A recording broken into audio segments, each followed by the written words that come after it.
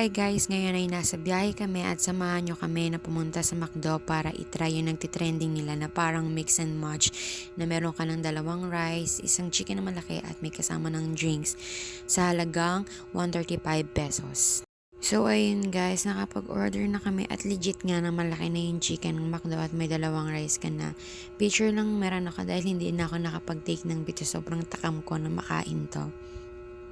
Ngayon at samahan nyo naman kami na kumain.